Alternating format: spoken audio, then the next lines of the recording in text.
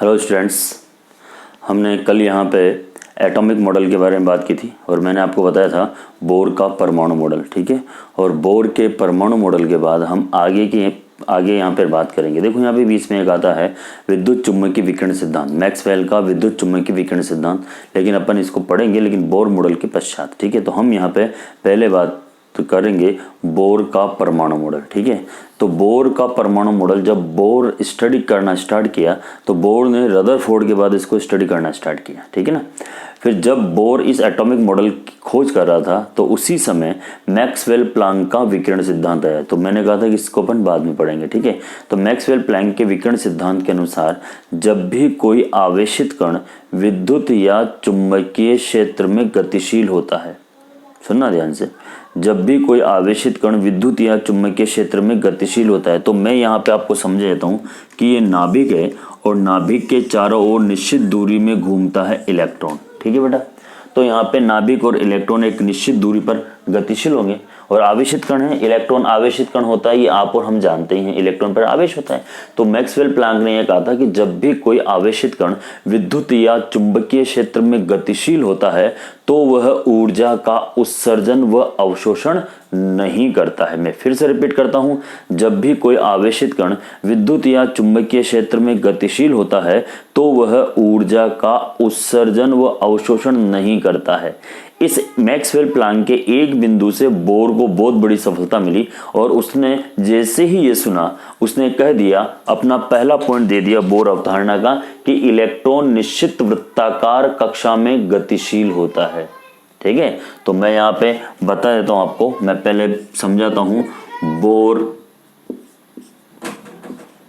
परमाणु model, bore का परमाणु मॉडल। ठीक है बेटा, यह है बोर परमाणु मॉडल। ठीक है, तो बोर परमाणु मॉडल में उसने पहला पॉइंट दिया कि इलेक्ट्रॉन निश्चित वृत्ताकार कक्षा में गतिशील होता है।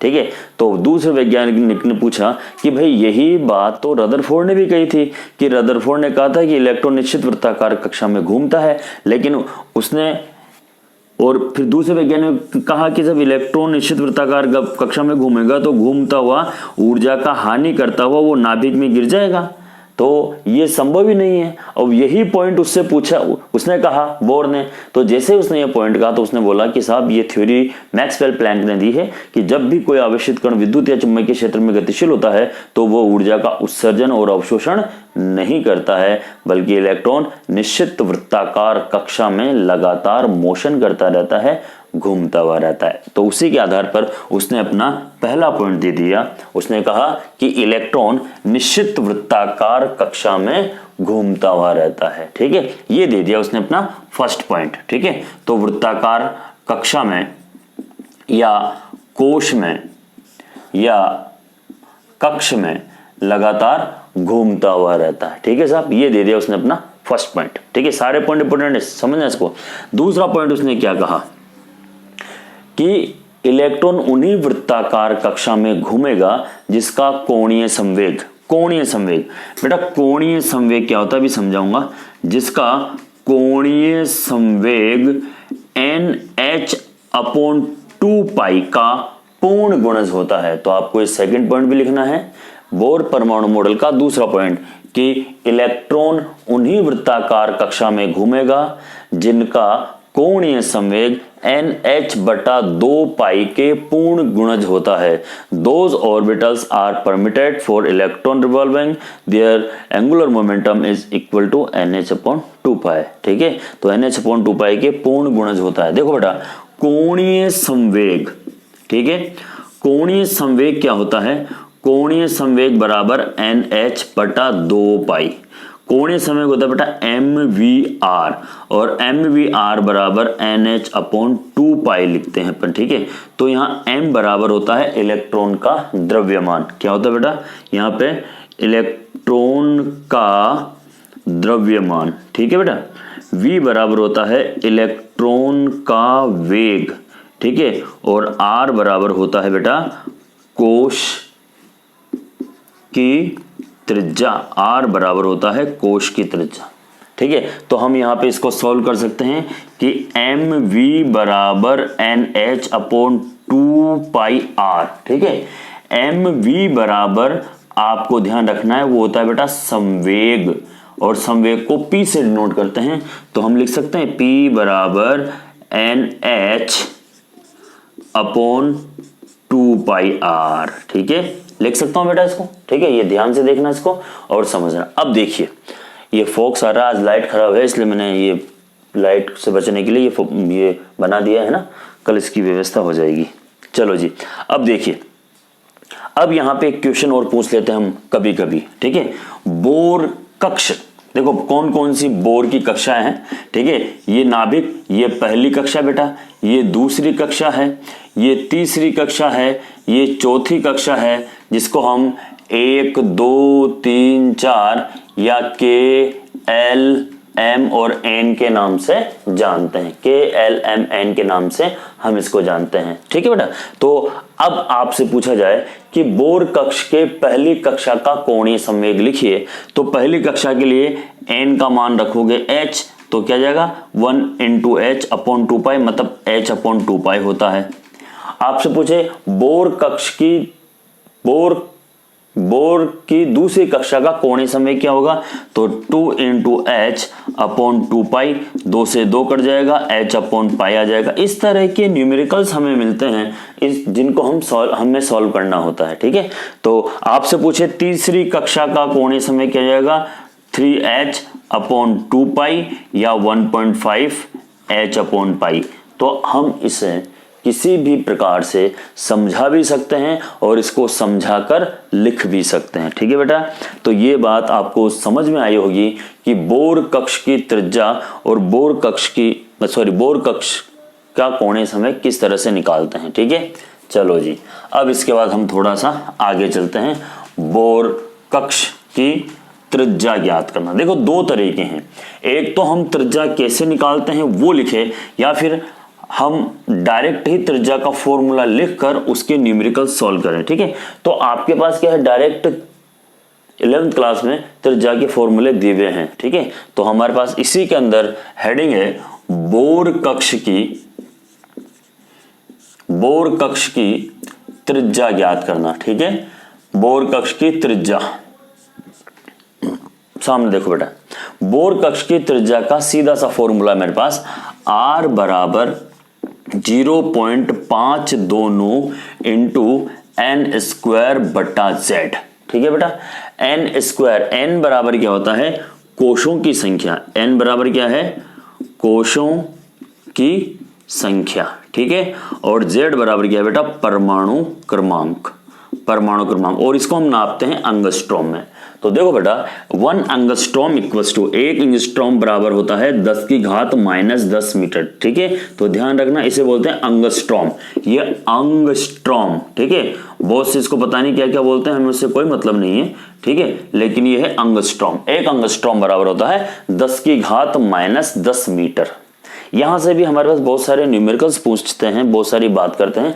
जैसे मैंने आपसे कहा, पहला ही क्वेश्चन मेरा कि हाइड्रोजन परमाणु के प्रथम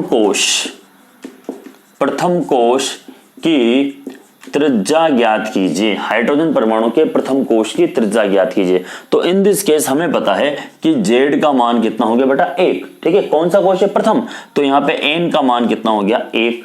हाइड्रोजन कोश के प्रथम कोश की त्रिज्या ज्ञात करनी है, तो हम दोनों ही वैल्यू यहाँ पे निकाल सकते हैं। ठीक है, दोनों ही वैल्यू हम यहाँ पे निकाल सकते हैं। फॉर्मूला है r बराबर 0.529 इंटू एन स्क्वायर बटा जेड। तो यहाँ पे बेटा n का मान क्या है, 1, जेड का मान भी 1, तो आंसर क्या आएगा 0.529 एंगस्ट्रॉम।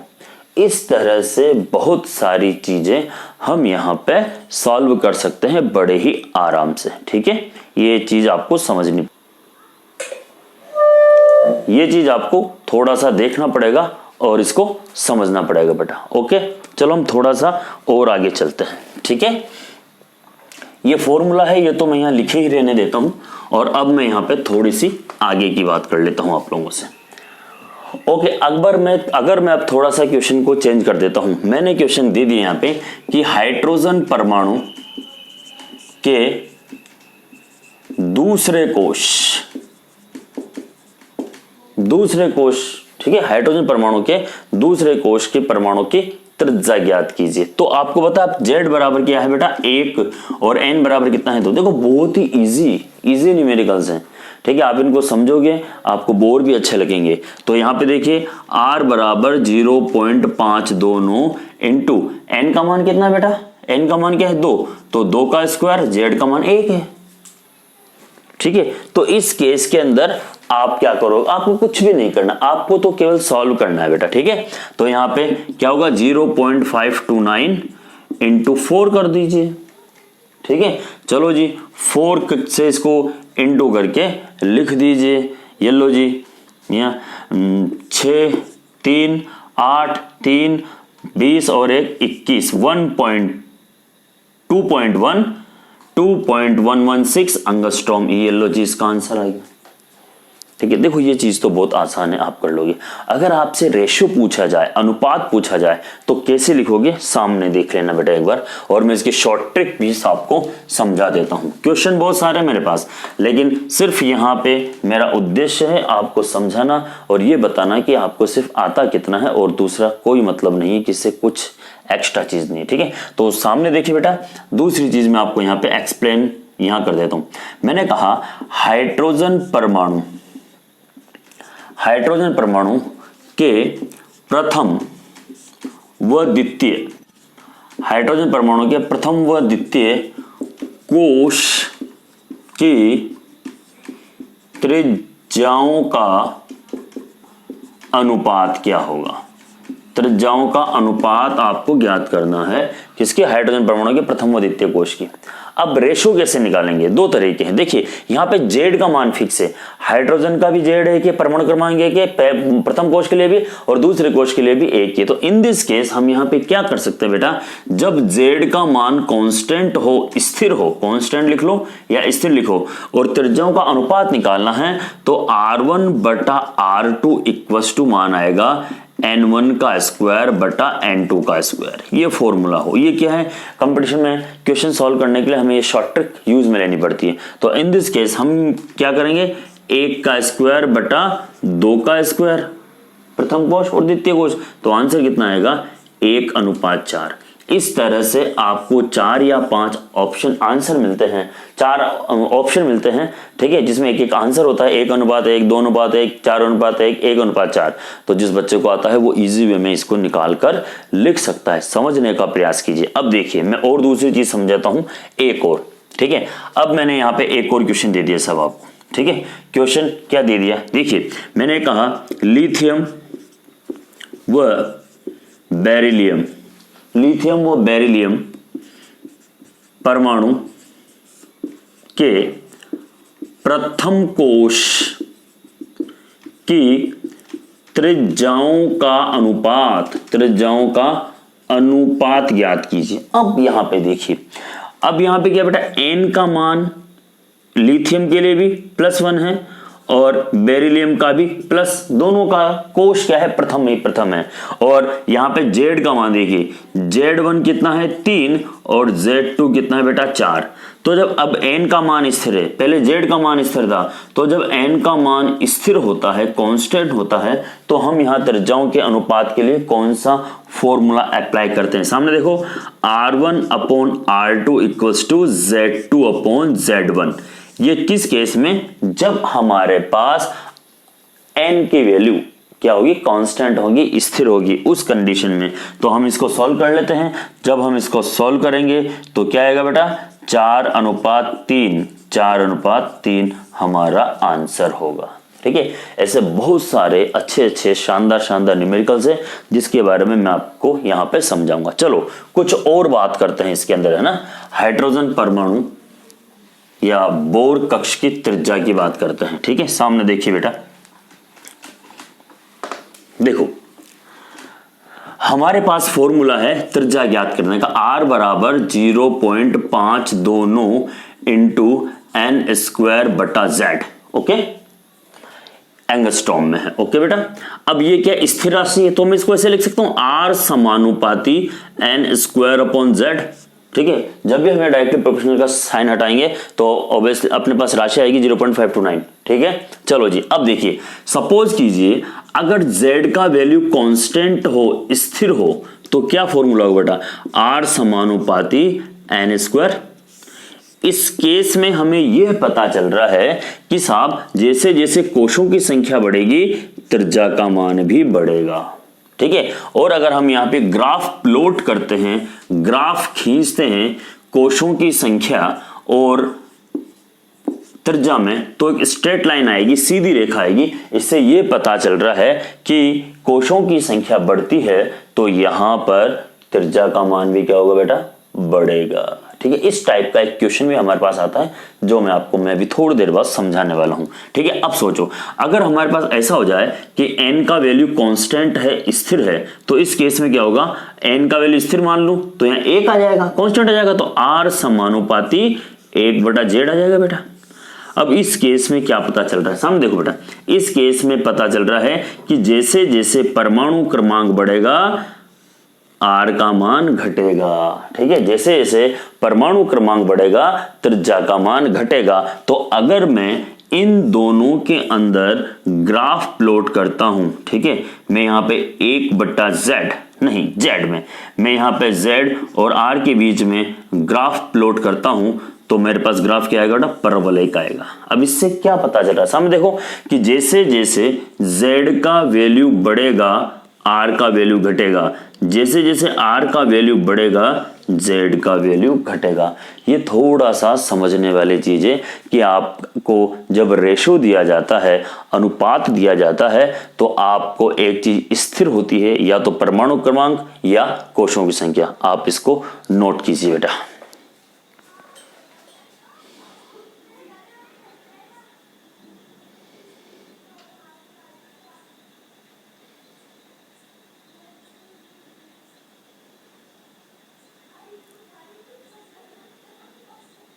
चलो जी, अब हम यहां पे इसी से रिलेटेड 2 न्यूमेरिकल आपको बताऊंगा। ठीक है, जो आपने बहुत सारे बुक्स में भी देखे होंगे अगर आपने ये पढ़ा है तो। ठीक है, और नहीं पढ़ा है तो भी कोई बात नहीं है, अभी आपको यहां पे समझ में आ जाएगा।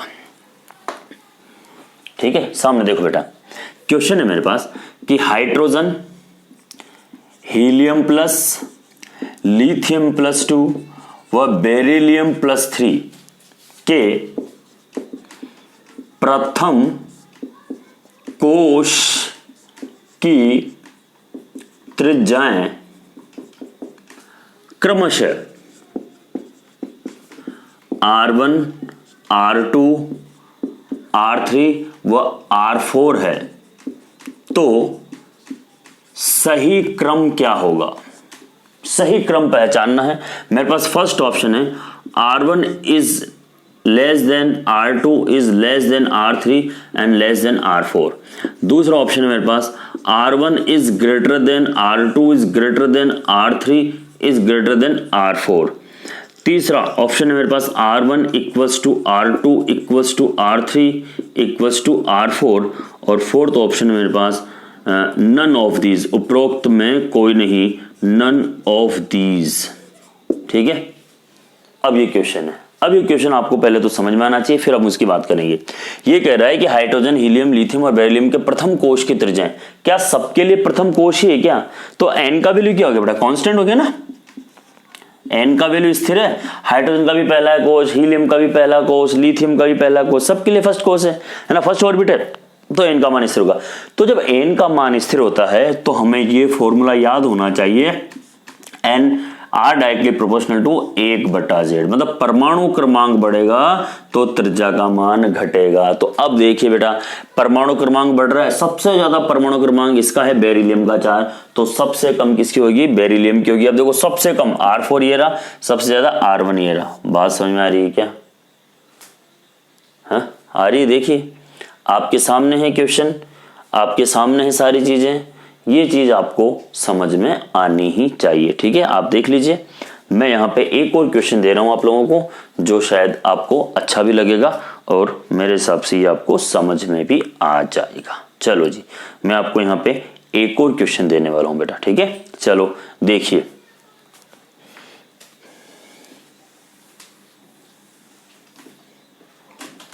मतलब ऑप्शन यही रहने वाले हैं ताकि आपको दूसरी चीज समझ में आएगी। ठीक है, मैंने यहां कहा क्वेश्चन देखिए, हाइड्रोजन परमाणु की प्रथम, द्वितीय, तृतीय व चतुर्थ कोश की त्रिज्याएं क्रमशः R1, R2, R3 व R4 है। R1, R2, R3 व R4 है। ठीक है, तो सही क्रम होगा, देखिए चारों ही कोश हाइड्रोजन के हैं, तो क्या है, अब देखिए Z का मान स्थिर है, यहाँ पे Z इज कांस्टेंट। तो जब Z का मान स्थिर होता है और हमें यहाँ पे वो ऊर्जा निकालनी होती है, तो कैसे लिखते हैं बेटा अपन, यहाँ पे क्या लिखते हैं, R समानुपाती n²। मतलब जैसे जैसे कोशों की संख्या बढ़ेगी त्रिज्या बढ़ेगी, तो सबसे ज्यादा कोश चौथा होगा तो R का मान ज्यादा होगा, इसलिए पहला ऑप्शन आप लोगों के लिए सही होगा। तो यहाँ पे आपको समझना पड़ेगा, सोचना पड़ेगा कि पूछा क्या है हम लोगों से। ठीक है बेटा।